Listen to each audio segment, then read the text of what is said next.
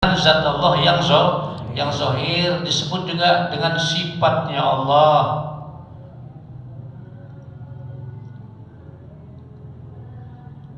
Ya, jadi kita harus tahu dengan sebutan-sebutannya ini. Sebab kalau kita nggak tahu dengan sebutan-sebutannya itu, nanti disebut orang, ya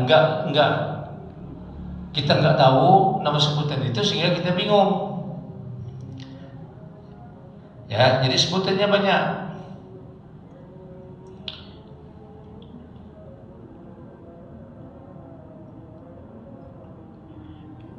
Ya, disebut ruh. Ya, kalau disebut ruh berarti itu Nur Muhammad. Ya. Jadi si Nur Muhammad itulah yang disebut dengan sifat hayat, sifat hidup. Ya, sifat hidup itu adanya pada zat Allah Subhanahu wa Ta'ala. Nah, zahirnya sifat hayat itu disebut dengan hayyun. Disebut dengan hayyun. Si hayyun itulah yang Muhammad itu. Ya, si hayyun itu adalah kenyataan daripada sifat hayat. Namanya hayyun, yang hidup. Jadi si hayyun adalah menzahirkan sifat hayatnya Allah. Itulah si hayyun namanya. Ya, jadi si hayyun itu sama dengan Muhammad. Nah, di sifat hayyun itu ada 7 sifat, ada 6 sifat yang ada pada sifat hayyun, yaitu sifat kudrat atau qadirun, muridun, alimun, sami'un, basirun, mutakallimun. Ya, jadi ada 6 sifat itu. 6 sifat ini diikat ya oleh si hayyun tadi yang hidup. Ke 6 sifat, kudrat, iradat, ilmu, sama basar, kalam, ini diikat oleh sifat hayat. Ya, sifat hidup. Ya, nah sifat hidup itu adanya pada zat Allah Subhanahu wa Ta'ala. Adanya di sini, di kalimah Allah ini. Sifat hayat itu dia qadim pada zat Allah Subhanahu wa Ta'ala. Nah, untuk menzahirkan sifat hayat yang qadim tadi itu, maka dizahirkanlah pada Muhammad. Tatkala zahir pada Muhammad disebut dengan hayyun. Ya, nah, yang hidup. Nah, yang hidup itulah yang disebut dengan ruh. Disebut dengan ruh. Disebut dengan Muhammad. Disebut dengan rahasia. Disebut dengan Nur Muhammad, zat Allah yang zahir. Ya, atau dirinya manusia, atau dirinya manusia, tapi diri yang gaib, bukan diri yang zahir.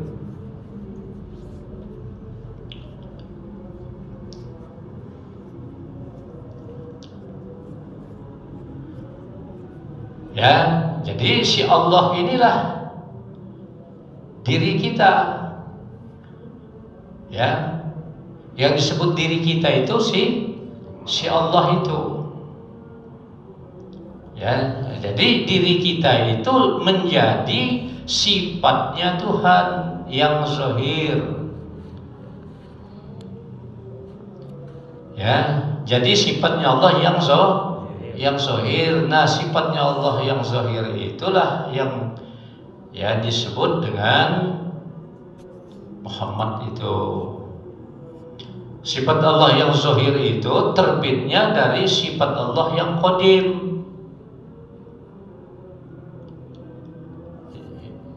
Ya, jadi terbitnya dari sifat Allah yang qadim. Kalau sifat Allah yang qadim itu ada pada zat Allah Subhanahu wa taala, dia tidak nyata. Karena ada pada zat Allah Subhanahu wa taala. Ya, karena dia supaya dia nyata, maka dari sifatnya yang qadim itu, maka Allah zahirkanlah ya 7 sifat itu. 7 sifat itu zahir, maka disebut dengan Muhammad. Ya. Nah, begitu Muhammad zahir serta dengan namanya, ya, serta dengan namanya yang zahir. Nah, itulah nama Allah itu. Ya, jadi nama Allah itu itulah yang disebut ya rahasia, yang disebut diri kita. Namanya Allah yang zahir ini.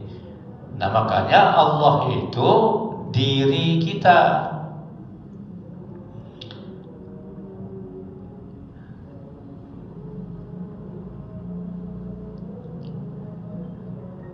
Ya, Allah itu diri kita. Nah, makanya ada man arafal sahu faqad arafa rabbahu. Barang siapa mengenal dirinya, sesungguhnya mengenal ia akan Tuhannya. Ya, jadi kalau kita kenal dengan Allah ini, dengan si Muhammad itu, maksudnya kenal dengan zat Tuhan yang zahir itu, maka kenallah dengan Tuhan. Nah, kenapa kok dikatakan kalau kenal dengan dirinya, kenal dengan Tuhan? Karena diri kita itu jadi namanya, jadi sebutannya Tuhan. Sebutannya Tuhan itu dengan yang disebut dengan Tuhan, maksudnya dia tidak pernah pisah. Di mana namanya, disitulah yang punya nama. Makanya kalau kita sudah tahu dengan Allah itu, sesungguhnya kenallah dengan Tuhan. Ya. Dan Allah itu bukan Tuhan. Ya, Allah bukan Tuhan, tapi namanya Tuhan, sebutannya Tuhan. Ya, sebutan Tuhan itulah yang disebut dengan sifat. Ya, disebut dengan Muhammad.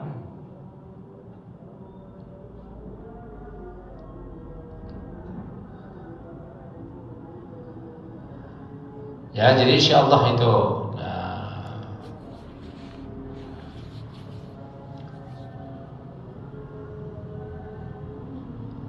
Ya, tapi ini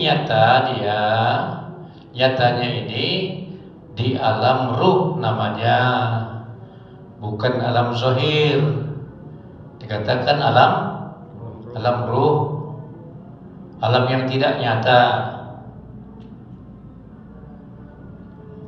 Ya, nah, bagaimana supaya si ruh ini nyata? Ya, maka Allah nyatakanlah di alam nyata namanya. Alam nyata itu disebut dengan apa? Jasad. Alam nyata itu disebut jasad. Ya, prosesnya jadi jasad ini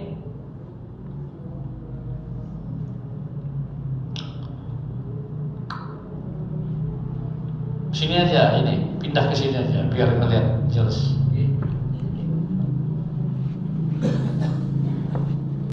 Kujadikan engkau ya Muhammad dari aku. Wa khalaqtuka li ajlika, jadikan sekaliannya daripadamu. Ya, jadi yang langsung dari zat Allah Subhanahu wa taala adalah Muhammad. Itu langsung dari zat Allah Subhanahu wa wa ta'ala, dari dirinya Tuhan maksudnya, ya, dari zat Allah Subhanahu wa ta'ala, tapi dari martabat sifat, bukan martabat zat, ya, namanya dari martabat sifat qadim. Maka Allah jadikanlah yang namanya Muhammad ini. Setelah jadi Muhammad, ya, maka dari Muhammad ini Allah jadikanlah yang namanya Adam. Setelah Adam jadi, maka Allah jadikanlah yang namanya Nabi Adam alaihi salam. Berarti kalau sudah bicara Nabi Adam alaihissalam, berarti ke sini lihatnya tuh, ke alamnya manusia, ya. Maka tatkala si Adam sudah diciptakan oleh Allah Subhanahu wa taala, maka kata Muhammad, ana abul arwah al-Adam abul bashar. Saya, kata Muhammad, bapaknya sekalian ruh. Adam bapaknya sekalian jasad. Ya. Jadi kita melihat ke alam kecil, berarti ruh itu, ini kan ruh, ya. Ini juga ruh, ya. Nah, tapi bagaimana prosesnya nanti kok jadi nyata? Nah, itu yang perlu diperhatikan. Ya, dari setelah Adam tercipta, maka Allah ciptakanlah manusia pertama, yaitu Nabi Adam alaihi salam. Itulah manusia pertama. Nah, setelah Nabi Adam alaihissalam diciptakan oleh Allah Subhanahu wa taala, barulah Allah ciptakan Siti Hawa alaihi salam. Ya, Siti Hawa alaihissalam bukan langsung dari tanah dia, tapi dari, ya, dirinya Nabi Adam alaihi salam. Bahan bakunya itu dari dirinya Nabi Adam alaihi salam, yaitu dari tulang rusuknya yang paling bengkok. Allah jadikanlah pasangannya Nabi Adam alaihi salam. Ya, dan setelah sepasang manusia dijadikan oleh Allah Subhanahu wa taala, barulah kita membicarakan tentang anak cucu Adam. Berarti bicarakan tentang diri kita. Tapi kalau penciptaan Nabi Adam alaihissalam dan Siti Hawa alaihissalam itu langsung dari sifat kunnya Allah Subhanahu wa taala. Ya, innama amruhu idza arada syai'an ayyaqula lahu kun fayakun. Ya, walaupun dengan kunnya itu, tapi ada bahan bakunya. Ya, jadi bahan bakunya penciptaan Nabi Adam alaihissalam itu dari Adam. Nah, yang disebut Adam itu adalah alam kabir, alam besar. Ya, alam besar penciptaannya dari Nur Muhammad dari sini. Nah, ini yang harus kita pahami. Berarti si Adam itu bahan baku penciptaannya juga dari Nur Muhammad juga berarti, ya. Nah, ke Adamnya disebut dengan, ya, Nurul Azim atau api nurani disebut, ya, karena Adam itu diciptakan dari 4 anasir, 4 unsur, yaitu dari api nurani, dari angin nurani, dari air nurani, dari tanah nurani itulah yang disebut dengan Adam. Ya, nah, jadi di dirinya Adam itu ada 4 anasir. Ya, disebut dengan api nurani, angin nurani, air nurani, tanah nurani. Ya, keempat anasir ini disebut dengan Adam. Ya. Nah, dari Adam inilah Allah ciptakan Nabi Adam alaihi salam. Ya. Kalau sudah di dirinya Adam alaihi salam, maka disebutnya ya enggak disebut lagi api nurani, tapi disebut dengan api, angin, air, tanah. Ya, itulah penciptaan jasadnya Nabi Adam alaihi salam. Kalau dia Adam alam kabir ini, sebab ini unsurnya ya adalah api nurani, angin nurani, air nurani, tanah nurani. Ada nurnya karena diciptakan dari nur Muhammad, maka disertakan nurnya. Ya, setelah diciptakan Adam, Nabi Adam alaihissalam diciptakan dari 4 unsur tadi itu. Ya, api nurani, angin nurani, air nurani, dan tanah nurani. Itulah bahan baku ya atau 4 anasir itu yang ada pada jasadnya Nabi Adam alaihi salam. Sudah itu dari jasad Nabi Adam alaihi salam Allah ciptakanlah Siti Hawa alaihi salam. Ya, jadi bahan baku penciptaan Siti Hawa alaihi salam itu dari jasadnya Nabi Adam alaihi salam. Maka jadilah Siti Hawa alaihi salam. Setelah jadi sepasang manusia, barulah kita bicarakan tentang anak cucu ada. Nur itu asma, syuhud ini af'al.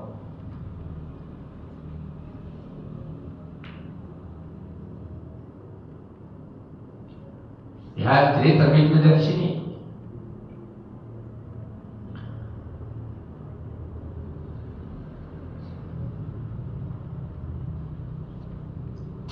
Ya, setelah itu dia berada di kandungan bapak. Di kandungan bapak itu adanya di tulang ekor sang bapak. Jadi makanan-makanan yang dimakan oleh sang bapak diambil saripatinya oleh jasad kita ini, diproses, ambil saripatinya. Saripatinya ini disebut dengan di. Ya, nasi di inilah yang menjadi cikal bakal daripada jasadnya si Nur tadi itu, pembungkusnya. Ya, karena dibungkusnya si Nur ini ada sifat hidup kan? Ada nggak sifat hidup? Ada sentuhan nggak? Ya, nah makanya si jasad itu yang menciptakannya Tuhan. Ya, maka di dalam surat Al-Ikhlas itu disebut dengan lam yalid wa lam yulad. Dia tidak beranak dan tidak diperanakan. Jadi nggak manusia yang beranak. Ya, nggak ada yang beranak manusia itu. Ya, tapi Nur ini tadi bukan anaknya Tuhan. Dia lahir berarti bukan berarti dia diperanakan. Itu surat Ikhlas itu menjelaskan. Ya, nah setelah ditolong ekor, Siti tadi itu sebagai cikal bakal jasadnya si Nur tadi, maka si Nur ini dibungkuslah dengan di tadi itu. Si di ini berproses dia semakin menyata, si di tadi itu, maka disebut dengan wadi. Si wadi itu dia semakin menyata, berproses dia semakin nyata dia, maka disebut dengan mani. Setelah jadi mani, barulah mani itu disimpan oleh sang bapak, ya, di dua kendilnya.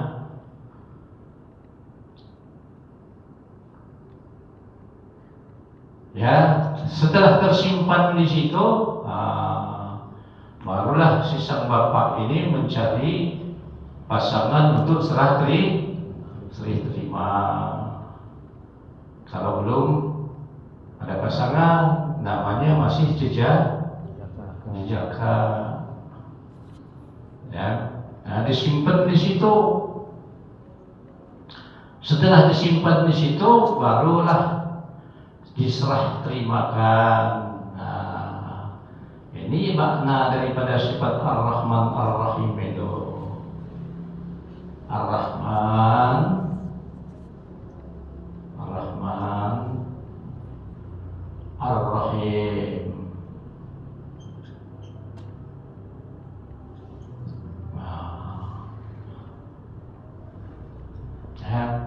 Rahman ini yang menyerahkan, Rahim yang menerima dan menyimpannya di dalam rahim. Ya, setelah serah terima, maka sperma tadi, ya, sperma tadi kan mengandung nur tadi kan. Ya, di nur tadi itu kan ada zat Tuhan, ada sifat Tuhan, kan? Ada asma'nya Tuhan, ya, ada af'alnya Tuhan, ada Nur Muhammad tadi. Maka berproseslah yang namanya sperma itu, ya, di dalam kandungan sang ibu. Nah, sperma ini tadi sudah bergabung dia dengan ovum sperma perempuan, namanya ovum. Ya, keduanya ini bercampur, maka disimpanlah di dalam rahim ibu. Berproses di situ dia. Ya, nah secara detailnya nanti disampaikan. Ya, setelah berproses selama kurang lebih 9 bulan 10 hari, barulah si sang bayi tadi itu yang dikandung ibu tadi lahir dia ke bumi. Ya, setelah lahir ke bumi, maka disebut dengan insan atau manusia. Ya, disebut dengan insan, disebut dengan manusia.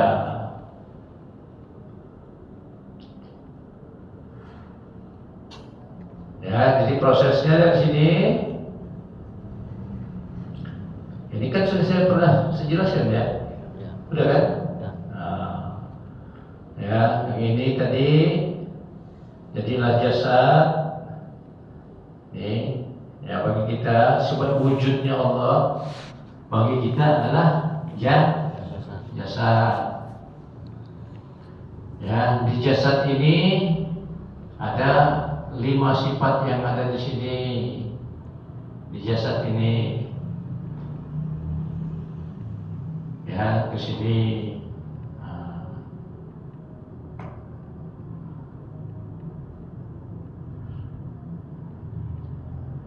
Itu apa saja? Bidang bakok mukhafaturil hawadis yang tanah binasi wahda badaniyat. Ya, qidam jadi ruh kita. Ya, si qidam jadi ruh. Ya, lihat di sini tadi. Ini dia ruh dia. Dari sifat ini tadi, dari sifat pokok sini, ya, dari sifat yang qadim tadi, wujud, qidam ke sini, jadi ruh.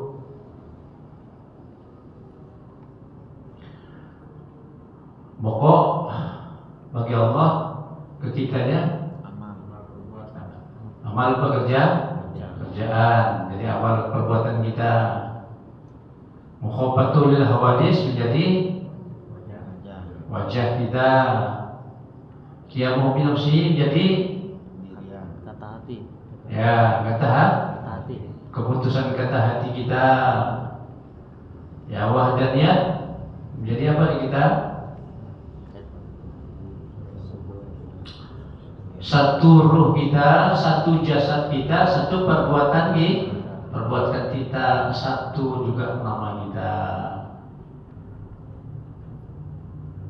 Ya, adanya di jasad. Setelah itu barulah dari sini yang qadirun muridun alimun hayyun sambil basirun mutakammalin tadi ke sini dia, ya, qadirunnya kesininya jadi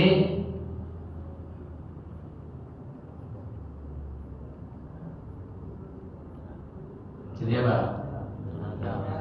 Jadi darah. Ya. Kejasannya jadi darah. Qadirun muridun jadi apa? Hati jasmani. Bukan hati orang bukan, tapi hati jasmani. Ya. Alimun jadi